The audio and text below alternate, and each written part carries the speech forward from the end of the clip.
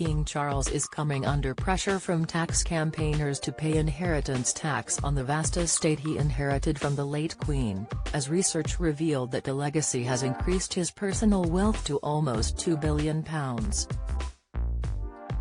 The monarch's private fortune is estimated to now total £1.815 billion, according to research by The Guardian.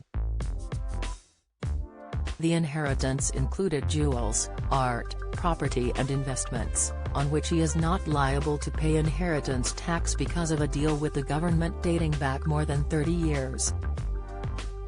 Tax campaigners claim there is now a wave of public support for ending the special arrangement, saying that it is staggering that the king is exempt from inheritance tax, normally charged at 40% above a £325,000 threshold, on his riches.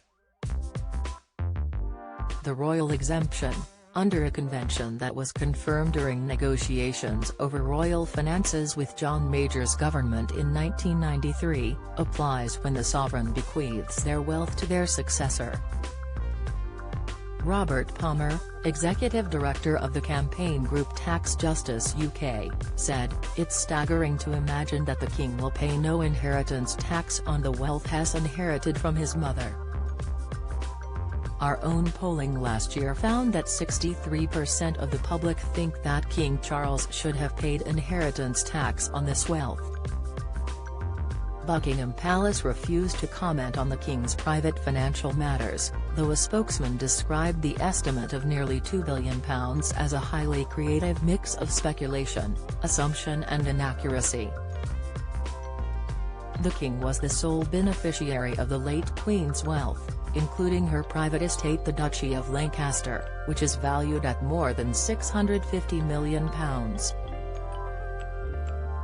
Don't miss: Prince Andrew in despair after being left nothing from Queen, report, inside staggering fortune Charles inherited from late Queen, insight, 2 in 3 Brits back Charles paying tax on inheritance from Queen, analysis, while most royal residences are owned by the Crown, the king inherited Balmoral and Sandringham, valued at £80 million and £250 million respectively.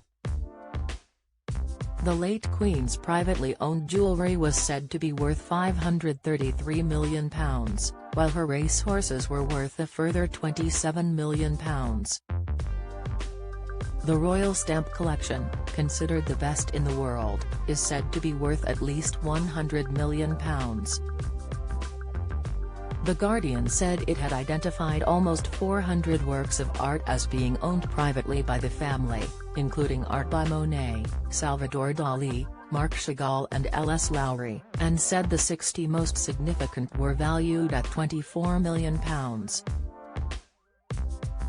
The 1993 Memorandum of Understanding on Royal Taxation said, in relation to assets which can be properly regarded as private, the arrangements provide that inheritance tax will not be paid on gifts or bequests from one sovereign to the next, but will be payable on gifts and bequests to anyone else.